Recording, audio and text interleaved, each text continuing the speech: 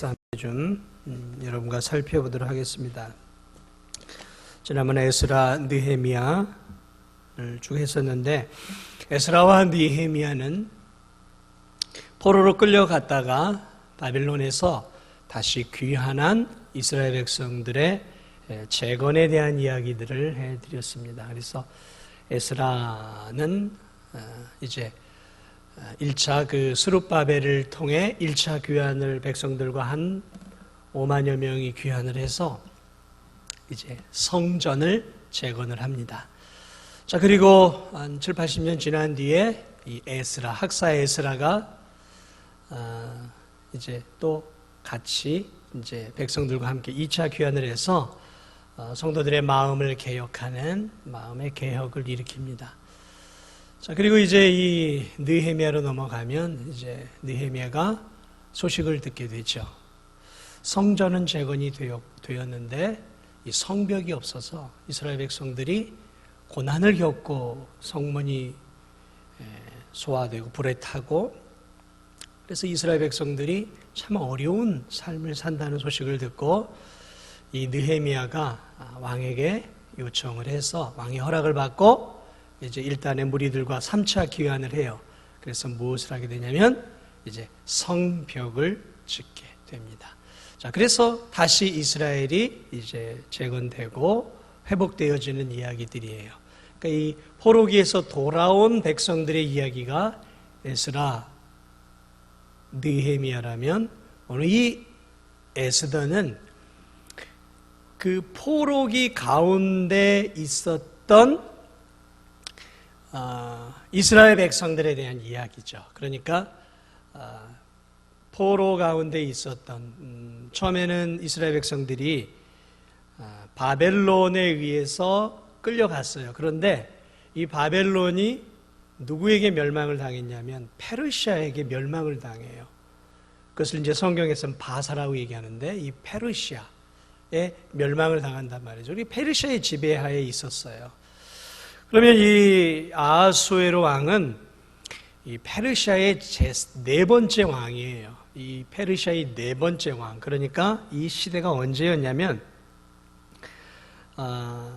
스룹바벨을 통해 성전이 건축이 되고, 그 다음에 두 번째 에스라가 2차 귀환을 하기 전에 그때 페르시아에서 일어난 일이에요.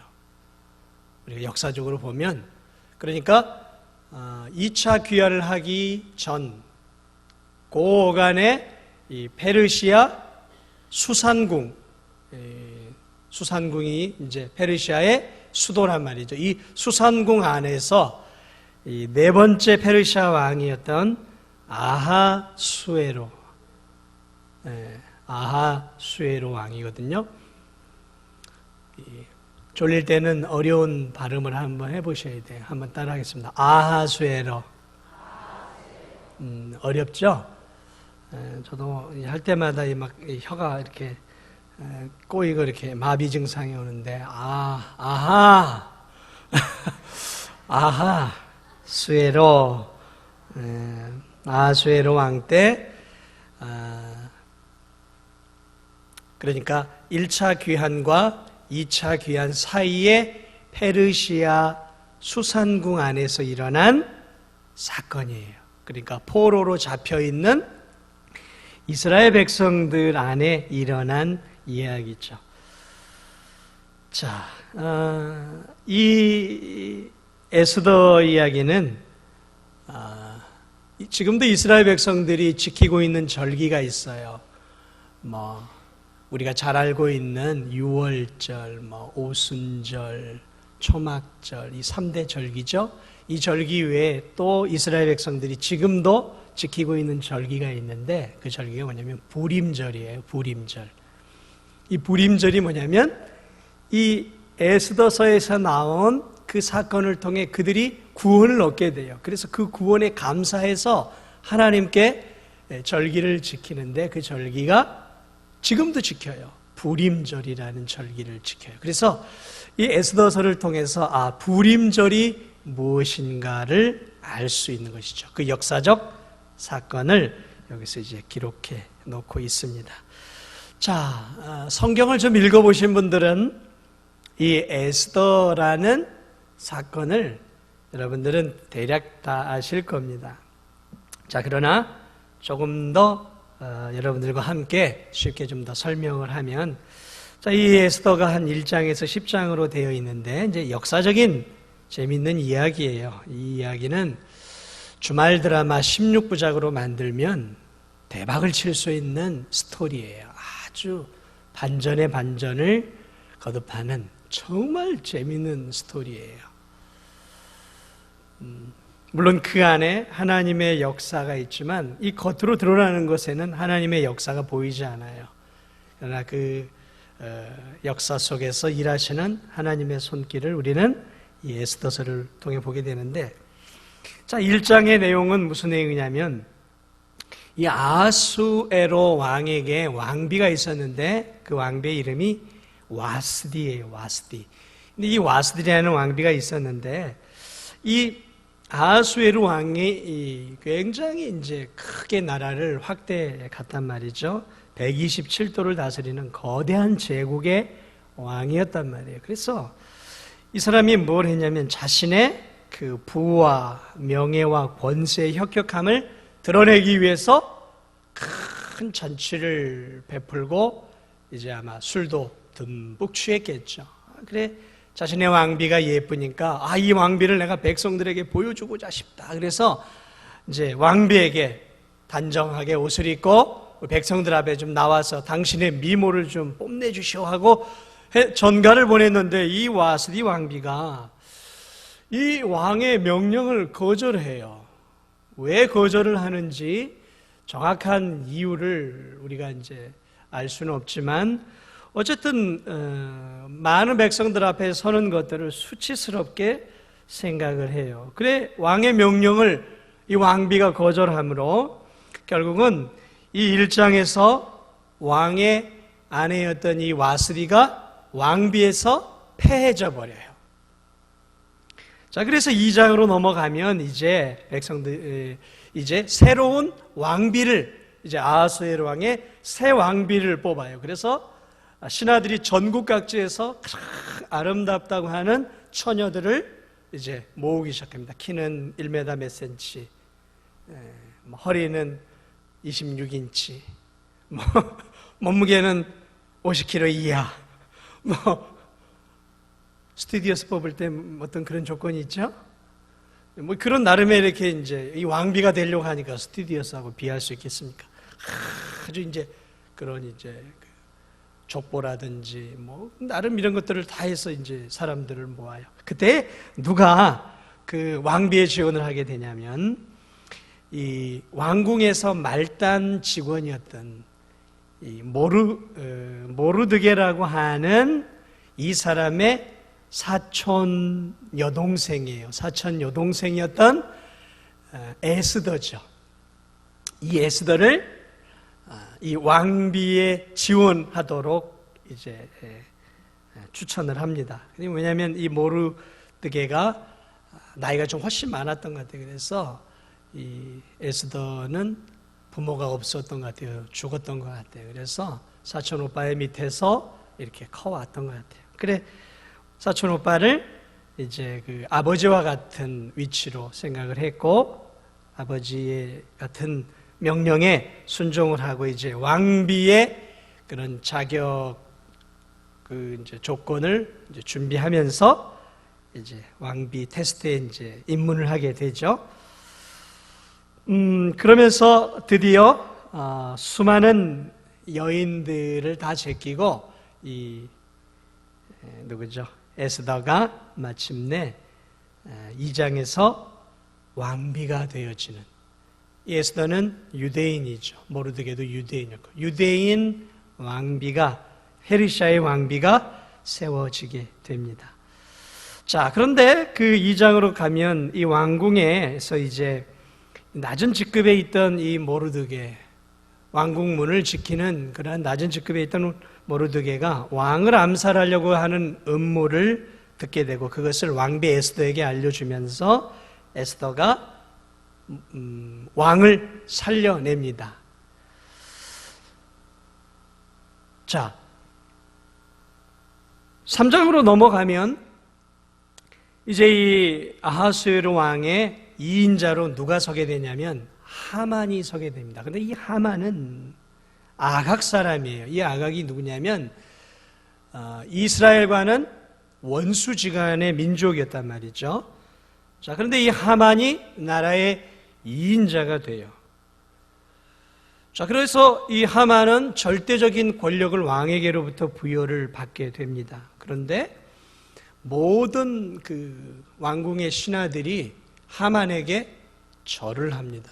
그런데 이 모르드게는 하만에게 절을 하지 않아요. 유일하게 하만에게 만나도 절을 하지 않아요. 왜냐하면 유대인의 자존심이 있거든요. 원수거든요. 원수 민족이라 절을 하지 않아요. 그러니까 이 하만의 눈에는 이 모르드게가 눈에 가시였던 것이죠. 그래 이 하만이 모르드게를 확인해 보니까 자신의 원수 민족인 유대인이란 말이죠. 그래서 하만이 모르드게만 아니라 절을 하지 않는 모르드게만이 아니라 저 모르드게 민족 전체를 말살해버리고자 하는 계획을 세웁니다. 그리고 2인자니까 왕에게 음모를 꾸며서 악한 민족이라고 이 유대인들을 고발을 하게 되고, 또 왕이 2인자고 신뢰하는 사람이다 보니까 그래? 그러면 죽여라! 하고 왕이 법령으로 모든 유대인들을 죽이라고 그런 이제 왕의 조인을 찍어 주게 되죠. 그래 이 유대 민족을 죽이라는 조서가 이 3장에 이제 127도 전국에 퍼져가게 되죠. 자, 그래서 4장으로 넘어가면 모르드게가 이 사실을 뒤늦게 알게 되고 이 사실을 왕비 에스더에게 이야기를 해서 우리 민족이 이제 다 죽었습니다. 우리 민족이 이제는 다 죽었습니다. 당신은 지금 이 일을 위해서 왕비로 세워졌을지 모르니까 이제 이 유대 민족을 살리기 위해 어떤 일들을 좀 하시기 바랍니다 하고 이제 편지를 보내요. 그래서 이 에스더가 죽으면 죽으리다라는 마음을 가지고 이제 5장에 가서 드디어 이제 왕과 하만을 잔치에 이제 초대합니다. 그리고 이제 하만은 모르드게를 죽이기 위해서 자기 집에다가 큰 나무 십자가를 만들어서 이제 모르드게를 죽이려고 나무 십자가를 만들어 놓죠. 자, 그런 가운데서 이제 6장으로 넘어가면 이제 왕이 어느 날 잠이 안 와서 역대일지를 쭉 읽어보다가 자신을 구한 이 모르드게 이야기를 책을 통해 보게 됩니다. 그리고 신하들에게 물어요. 나를 이렇게 구해준 이 모르드게를 내가 위해서 뭘 해줬느냐 그랬더니 아무것도 해주지 않았다고 이야기를 하죠. 그래 결국 왕이 이 모르드게를 어떻게 존귀하게 할까 상의하다가 하만에게 내가 존귀하게 하고자 하는 사람을 어떻게 하면 좋겠느냐 그러니까 하만이 왕이 나를 더 존귀하게 하려고 하는구나 하고 그 사람에게 왕복을 입히고 왕관을 씌워서 백성들 앞에 내가 존귀케 할 사람들은 이렇게 할 것이다 해주십시오. 그러면 그가 존귀하게 될 것입니다. 그랬더니 왕이 하만에게 그래 그럼 너 모르드게를 그렇게 네가 해줘. 그렇게 얘기를 해요. 그래 하만이 기가 막힌 거죠. 자기가 죽이려고 지금 나무 십자가까지 달아놨는데 자기가 지금 이 모르드게를 왕의 수레에 태워가지고 다니면서 왕이 존귀케 하는 사람은 이렇게 될 것입니다 하고 막 수산공을 한 바퀴 도는 거예요. 얼마나 수치스러운 일을 당했는지 몰라. 그래 이 굴욕을 당한 하만이 이 모르드게를 죽이려고 더욱더 결심을 합니다. 자, 그러나 마침내 7장에 넘어가면 에스더가 하만과 왕을 초대해 놓고 왕에게 이렇게 이야기를 하죠. 이 악한 하만이 내 민족과 나를 죽이려고 합니다. 그래서 하만의 이 음모가 에스더를 통해 왕에게 드러나게 되면서 하만이 몰락을 하게 돼요. 그래서 나무 십자가에 달려고 했던 그 모르드게를 달려고 했던 그 자기 집의 그 나무에 자기가 달려서 죽게 되어지게 되고, 그리고 하만을 통해 세운 조소가 전국에 퍼져서 이제 얼마 안 있으면 이 유대인들이 원수 민족들에서 다 몰살을 당하게 되죠. 그때 다시 이제 급하게 이스라엘 백성들을, 유대인들을 살리는 조서가 반포가 되고, 이스라엘 백성들을 죽이려고 했던 그러한 민족들을 유대인들이 죽이라고 허락을 해주는 조서가 급하게 반포되어 수산궁을 비롯해 전국 127도에 전해지게 됩니다. 그리고 결국 9장으로 넘어가면 반대로 이제 유다인을 죽이려고 이를 갈고 있었던 대적들이 유대인들에게서 몰살을 당하게 되고, 이 유대인들이 그 수산궁과 이 페르시아에서 죽음의 벼랑에 몰렸다가 다시 살아나는 극적인 민족의 구원의 역사가 일어나게 되죠. 그것이 바로 이 에스더에서 나오고 있는 이 부림절이죠. 이 전체 내용은 지금 이렇게 흘러가고 있는 것이죠. 자, 이 전체 내용을 통해서 우리는 무엇을 알 수 있느냐라는 것이죠. 도대체 이 에스더서에는 하나님에 대한 구절이 한 구절도 없어요. 여러분 한번 잘 보시면 아시겠지만 하나님에 대한 이야기가 없어요. 예수님에 대한 이야기도 없고 성령님에 대한 이야기도 없어요. 하나님의 손길이니 하나님의 섭리니 이런 선지자가 나온다거나 그런 거 아무것도 없어요. 그냥 제가 아까 말씀드렸지만 주말 드라마 16부작으로 만들 만큼 아주 드라마틱한 역사의 이야기를 담고 있단 말이죠. 자, 이 에스더를 통해서 도대체 하나님은 무엇을 우리들에게 알려주기를 원하시느냐라는 것이죠. 그래서 크게 몇 가지를 여러분들과 함께 좀 나누려고 합니다. 자, 이 에스더서에서 전체에 흐르는 중요한 키워드가 하나가 있어요. 그것이 뭐냐면 잔치예요, 잔치. 굉장히 많은 잔치가 나와요. 1장에 보면 왕이 나라의 부함과 혁혁함을 나타내기 위해서 큰 잔치를 벌이고 이 지방의 장관들, 지도자들을 다 불러 모으는 거대한 잔치를 벌여요. 그래서 이 아수르의 이 당시 세계 최강대국이었단 말이죠. 바벨론을 무너뜨린 이 최강대국 페르시아의 이 위대한 왕이 자신의 부함과 영광과 자신의 나라를 혁혁함을 다 드러내면서 백성들에게 술도 대접하고 고기도 대접하는 멋진 잔치를 보인다면 이 잔치가 얼마나 화려했겠습니까? 얼마나 많은 사람들이 이 아수르의 왕을 진짜 이 하나님처럼 여기지 않았겠냐 말이죠. 자, 그리고 2장으로 넘어가면 왕비를 에스더를 뽑고 이 왕이 또 잔치를 벌여요. 이야, 내가 이 멋진 왕비를 얻었다. 이 왕비를 봐라 하고 그냥 또 이 왕비를 얻고 기뻐서 또 큰 잔치를 2장에 보면 벌여요.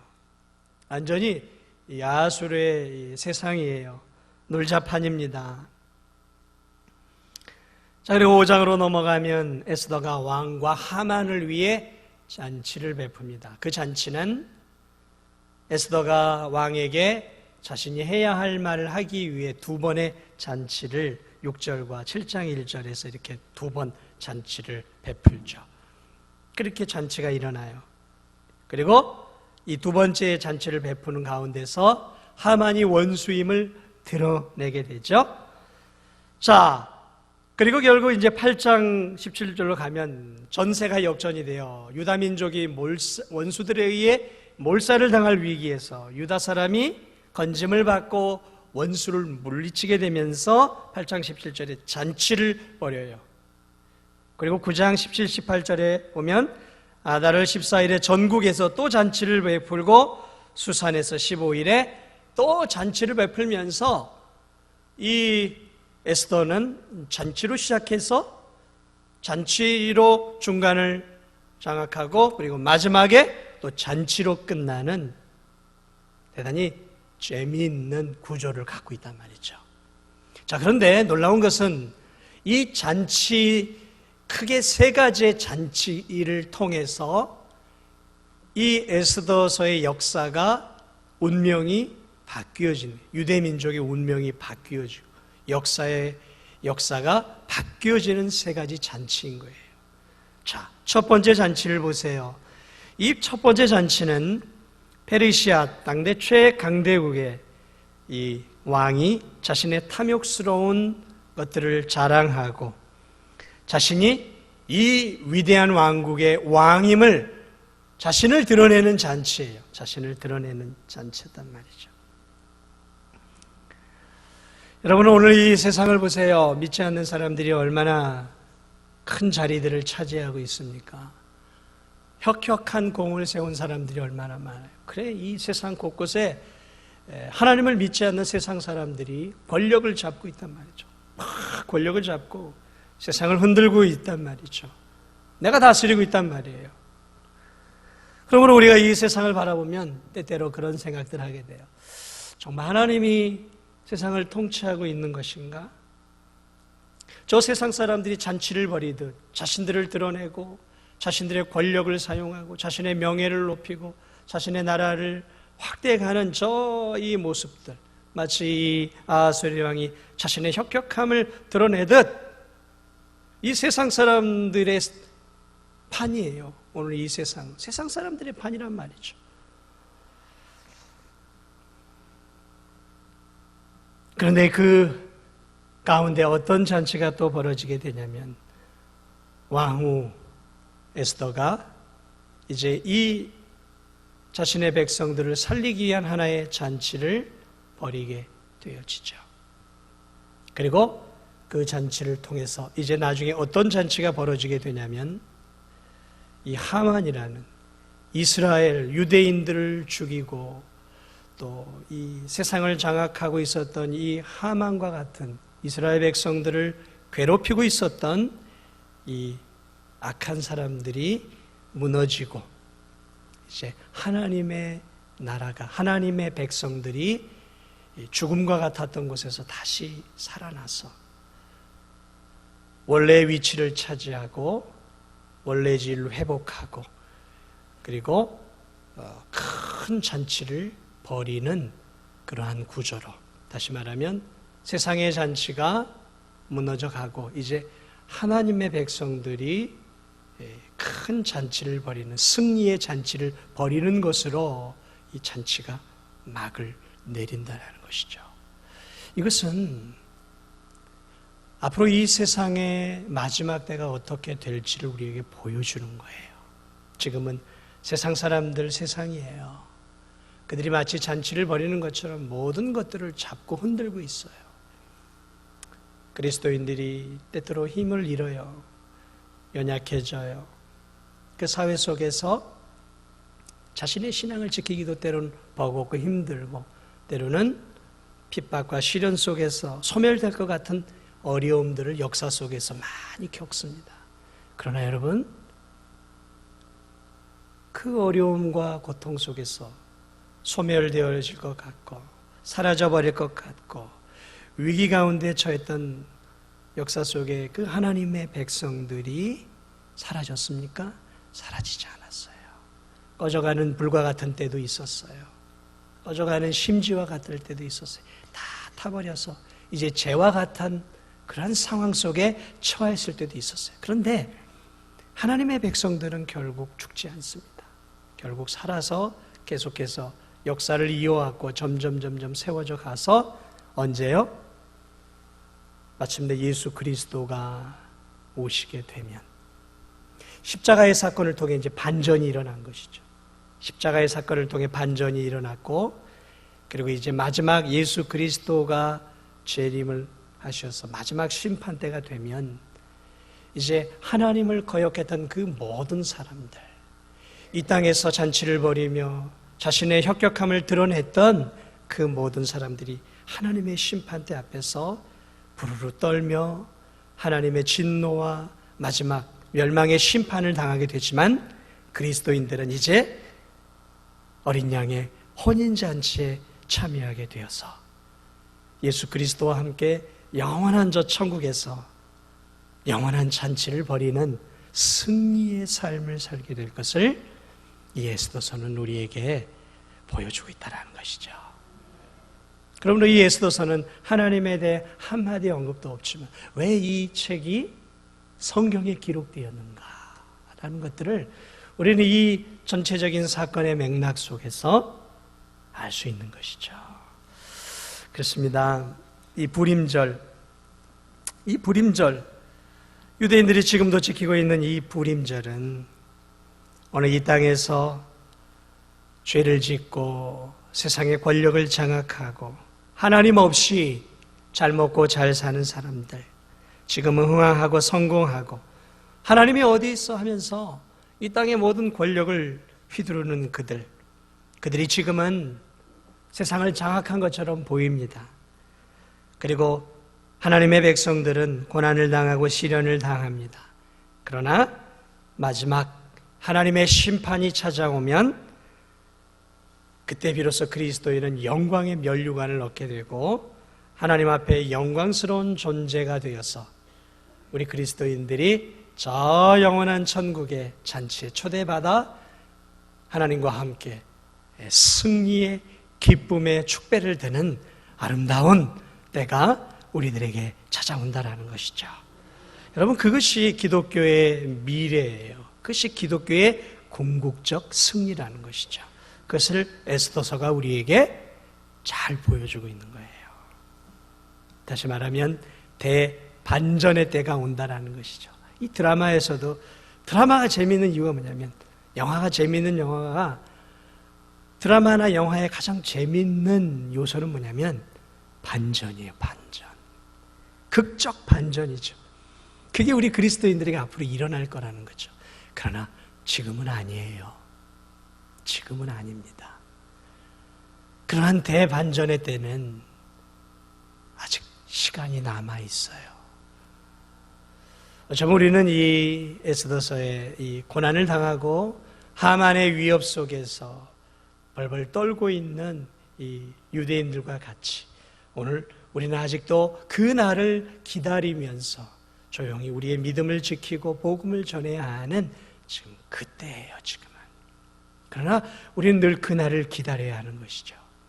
우리가 죽든 죽어 영광스러운 천국에 가든 아니면 우리의 때 하나님의 아들 예수 그리스도가 재림하여 마지막 심판을 하든 어쨌든 그 마지막 반전의 때는 아직 우리에게 찾아오지 않았다라는 거죠. 우린 그날을 바라보면서 우리의 믿음을 꼭 붙잡고 믿음의 신앙생활을 하는 것이죠. 자, 오늘 이 에스더서가 우리에게 또 하나 알려주는 중요한 진리가 있어요. 그것은 뭐냐면 이 세상 속에서 그러면 그리스도인들은 어떻게 살아야 하느냐라는 거예요. 이 어려운 때 하만의 권력하에, 하만의 억압하에서 위기를 당하고 어려움을 당하는 이 그리스도인들은 이 땅에서 어떻게 살아야 하느냐라는 것이죠. 우리는 어떻게 살아야 할까요? 여러분, 우리는 이스라엘 백성들이 지금 어디에 살고 있었어요?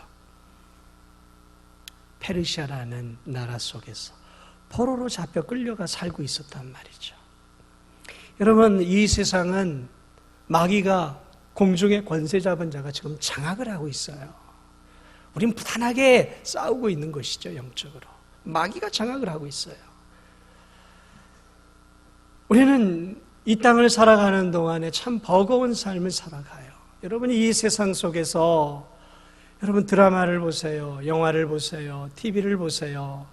거기에 어떤 성경적인 것들이 나옵니까? 드라마에 예배를 드립니까? 드라마에서 가정 예배를 드립니까? 교회에서 예배를 드립니까? 찬송을 합니까? 기도를 합니까? 그리스도인답게 사는 삶의 모습들이 나옵니다. 그런 거 안 나와요. 세상은 그래요. 그런 거 없어요. 자꾸 그런 거에 너무 우리가 많이 보면 안 되는 거예요. 여러분, 우리는 이 죄악된 세상 속에서 살아가요. 마치 이스라엘 백성들이 페르시아라는 거대한 제국의 포로기 가운데서 사는 것처럼 아직 본향으로 가지 못하고 그 포로기 가운데 살고 있는 이스라엘 백성과 같아요. 그러나 여러분, 이스라엘 백성들이 그 안에서 어떻게 살아야 하느냐 말이죠. 그 안에서 그 페르시아 사람들처럼 똑같이 생각하고 똑같은 가치관을 갖고 똑같이 우상을 숭배하고 똑같이 세상을 사랑하며 살아간다면 그것은 유대인의 정체성을 잃어버린 것이죠. 마찬가지입니다. 오늘 이 세상도 마찬가지예요. 우리가 이 세상을 살아가기에는 너무 힘들어요. 세상의 것들이 다 성경과는 너무 거리가 먼 게 너무 많단 말이죠. 그 안에서 우리가 하나님의 자녀답게 산다는 것은 대단히 어려운 일이에요. 그러나 이 에스더서를 통해서 우리에게 알려주는 것은 뭐냐면, 너희가 세상 속에 살고 있지만 너희들은 세상에 속한 사람이 아니라 하늘에 속한 하늘의 시민권을 가진 사람들이다라는 것을 우리에게 알려주고 있는 거예요. 너희는 페르시아에 살고 있지만 하나님의 선택한 유대인이다라는 것을 가르쳐주고 있는 것이죠. 그러므로 페르시아 속에서 살되, 그러나 하나님의 자녀다운 정체성을 잃어버리지 말고 살라라는 거예요. 이스라엘 백성들이 바벨론에 끌려간 것은 그들의 죄악 때문이었지만 하나님의 허락 때문이에요. 하나님은 그들을 바벨론에서 70년 동안 살도록 허락해 주었어요. 그러니까 바벨론에서 사는 것은 하나님의 뜻이었단 말이에요. 그러므로 그 바벨론 속에서 그들은 땅도 사고 집도 사고 포도나무도 심고 꽃도 심고 또 헛간도 만들면서 농사도 지으면서 그렇게 살아가야 하는 거예요. 그러나 그렇게 먹고 살아가야 하지만 정체성, 하나님의 자녀이고 결국 여기서 영원히 사는 것이 아니라 너희들이 가야 할 곳은 저 가나안 땅, 너희들의 본향이다라는 것이죠. 그러므로 이 포로기에 있었던 이 유대인들의 머릿속에는 뭐예요? 나는 이 포로기 페르시아에 살지만 나는 저 본향 가나안 땅이 내 땅이야 라고 살았단 말이에요. 대부분의 유대인들이. 우리도 마찬가지예요. 우리도 이 세상 속에 살지만 우리는 세상에 속한 사람이 아니에요. 우리는 이 대한민국의 시민권을 갖고 있지만 여기가 우리의 영원한 고향이 아니다라는 것이죠. 우리는 가야 할 곳이 있는 사람들이에요. 어디입니까? 하나님 나라예요. 그러므로 이 땅에서 우리는 열심히 살아야 돼요. 집도 짓고 땅도 좀 사고 또 열심히 돈도 벌고 사업도 하고 살아야 돼요. 여기가 우리가 잠시 살아야 할 곳이니까 살아야 돼요. 충성을 다해야 된단 말이죠. 군대도 가야 하는 거예요. 나라가 시키는 4대 의무를 잘 감당하며 살아야 하는 거예요. 여러분, 그 이단들의 특징 중에 하나가 뭐냐면 여기에서 최선을 다하지 못하도록 만들어요. 이단들은. 야, 우리가 가야 할 곳이 저곳인데 우리 이렇게 살면 안 되지. 야, 우리 돈 걷어 집 팔아 다 모아. 우리 저쪽 그 양평이나 이쪽에 우리 땅 크게 사서 우리끼리 좀 모여서 주님 오실 때까지, 천국 갈 때까지 우리끼리 살자. 이 세상은 죄악됐어. 자자, 우리 모여. 그래 좀 모여가지고 살아요. 자, 우리끼리 살아야 되니까 우리 공장도 짓고 뭐 양말도 만들고 간장도 만들고 우리 팔아서 그렇게 살자. 아, 이 세상은 너무 죄악됐어. 오염됐어. 이렇게 무리를 지어 사는 사람들도 있고, 어떤 사람들은 기도원으로 가서 살기도 하고, 어떤 사람은 수도원으로 가서 살기도 하고, 이 세상을 자꾸 벗어나서 살라고 해요. 아니요, 그건 올바른 게 아니에요. 우린 세상 속에 살아야 되는 거예요. 우린 바벨론 속에서 사는 거예요. 주님이 우리를 부르시는 그날까지 그 바벨론 속에서 그 공동체 안에 사는 거예요. 그러나 어떻게 살아야 되느냐? 이 의무들을 잘 감당하고 시민의 의무를 감당하고 살아야 하지만 정체성, 하나님 나라의 백성이라는 의식을 가지고 죄짓지 않고 거룩하게 하나님의 자녀답게 하나님의 뜻에 순종하며 살아가야 한다라는 것이죠. 그것을 이 에스더서는 우리에게 가르쳐 주고 있는 것이죠. 그러면 여러분, 우리는 이 땅을 사는 동안 열심히 살아야 돼요. 그러나 열심히 살되 어떻게 살아야 돼요? 죄짓지 않고 거룩하고 경건하게 진실하게 하나님 자녀답게 사는 것이죠. 다른 삶을 살아야 하는 거예요. 그러나 여기서예요. 여기서 무슨 따로 공동체를 만들고 무슨 혼자 어디 산속으로 들어가고 그거 아니라 여기서 이 바벨론이라는 그 안에서예요. 안에서. 언제까지요? 주님이 나를 부르실 때까지. 그 주님이 나를 가나안으로 부르실 때까지 여기서 이 진도 안에서 그리스도인의 정체성을 가지고 그리스도인답게 거룩하게 진실하게 거짓말하지 않고 사기치지 않고 남 헐뜯지 않고 시기 질투하지 않고 미워하지 않고 좀 욕심 부리지 않고 주님이 주시는 그 삶의 테두리 안에서 주님께 봉사하고 주님께 드리고 이웃을 사랑하며 살아가는 것, 그것이 바로 오늘 이 본문이 우리에게 이 내용이 알려주는 중요한 사실인 것들을 우리가 바라보게 됩니다. 그렇습니다. 우리는 아직도 아하수에로 왕과 하만이 지배하는 그러한 페르시아와 같은 그러한 공동체 아래서 우리가 살아가고 있는 거예요. 여기는 아직 천국이 아니에요. 여기는 아직 죄가 더 힘을 발휘하는 곳이고 악이 더 힘을 발휘하는 곳이란 말이죠. 그러므로 오늘 이 에스더를 통해 우리가 가야 할 본향은 여기가 아니다라는 것을 깨닫고 이 안에서 하나님께서 언젠간 극적인 대반전의 때를 이루어 주실 그날을 바라보고 십자가를 통해 반전이 이루어졌지만 이제 마지막 역사가 반전을 이루는 그 마지막 심판 때를 바라보면서 이 땅에서 우리가 힘들지만 믿음으로 사시기 바랍니다. 믿음으로 살아야 되는 거예요. 믿음은 그 날을 바라보며 사는 게 믿음인 거예요. 그게 성도예요, 성도. 아유, 남들 저렇게 사니까 나도 비슷하게 살면 되지. 남들 저렇게 이렇게 좀 슬쩍슬쩍 이렇게 사는데 나도 좀 그렇게 살면 되지 뭐. 그러면 안 돼요. 그거는 참된 유대인의 모습이 아니에요. 참된 그리스도인은 그렇게 사는 거 아니에요. 손해가 있고 심지어는 죽음의 위협이 찾아와도 내가 그리스도인임을 분명하게 드러내면서 사는 것이 참된 그리스도인의 삶임을 여러분 꼭 기억하면서 이 진도 땅에서 우리가 처한 우리 환경 속에서 에스더와 같이 모르드게와 같이 하나님의 자녀답게 살아갈 수 있는 저와 여러분이 되시기를 주님의 이름으로 축복을 드립니다.